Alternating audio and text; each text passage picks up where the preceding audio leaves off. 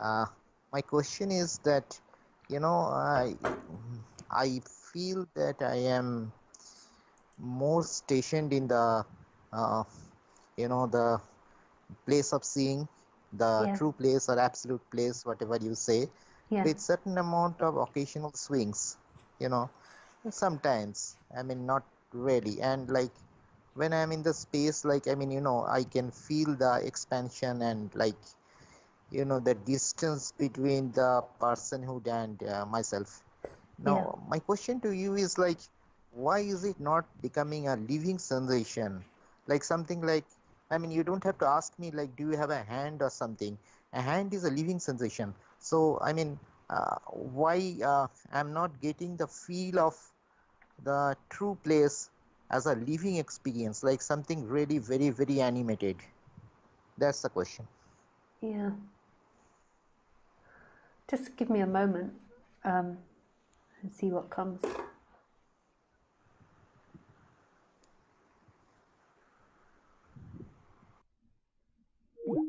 Oh, he got lost.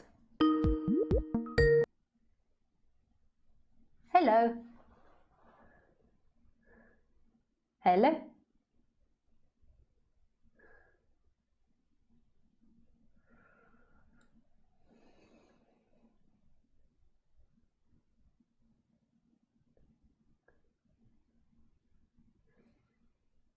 So I think this is about expectations, is what it is that you expect to happen. So a more lived experience. So you have a hand, and this hand or the visceral experiences of life feel more lived to you. And this perception of consciousness might still feel like a perception or might still feel like something that comes and goes. And it might feel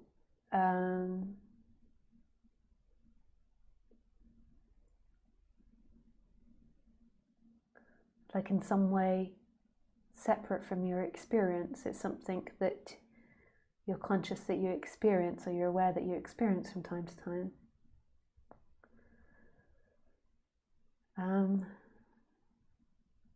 And then you have an expectation of what something will look like.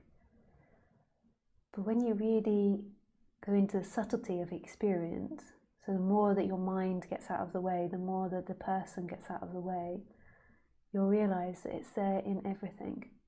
It's inside the visceral experience of the hand.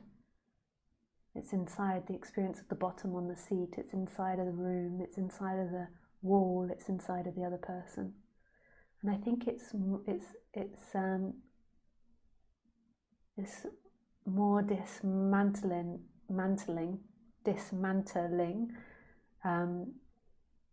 the identification with thoughts, with certain thoughts of what you expect it to be like and what you are expecting to happen.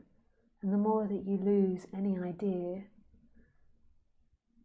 of what's going to happen or what needs to happen or what you want to happen or the way in which you think you should behave or the way in which you think this will look like, or particular experiences, particular feelings of love or bliss or expansion, the more that all of that becomes deconstructed, the more that everything that you believe is seen as a belief and not as reality.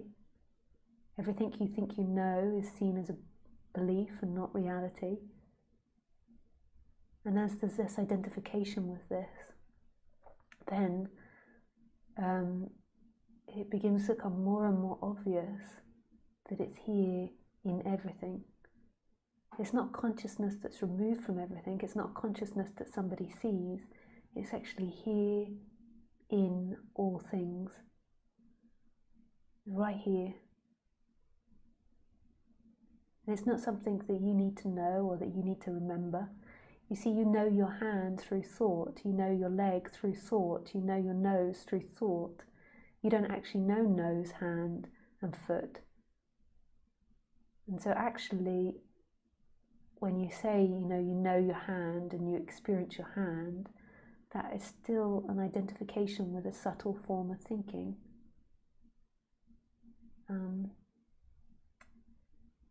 duality, it's mystery. It's absolute mystery. And it's the same for this.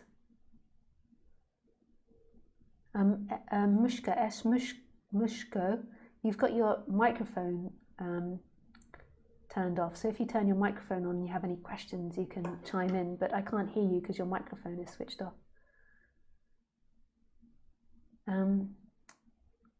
So it's all about this disidentification with everything, every thought, every feeling, every idea. It doesn't mean these thoughts and ideas and feelings don't appear, but it's this like cutting off from identifying with them, that they're not truth, they're not reality. Even the idea of a hand, that you're experiencing a hand now or a body, this isn't reality. This is ideas. This is really subtle. It's really beautiful. And then the final disidentification, I would expect, although I can't say this, is actual death of the body when the body dies, and this is total letting go of everything. I would expect, but I don't know. For me, there's still certain identifications left with the body, and I don't know if that ever goes while you're alive. I just can't imagine what that would look like. Yeah, they could go, might not, I don't know, I haven't gone that far yet.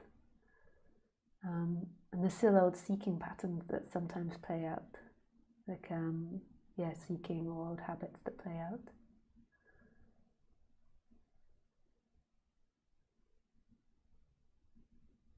And this is an energetic shift. It's not an intellectual thing. It's not something you get or you learn or you have. It's beyond that. It seems to begin to happen through the dismantling of the mind and what you think and perceptions and your idea of self. But it's actually really mysterious and beyond all of that as well.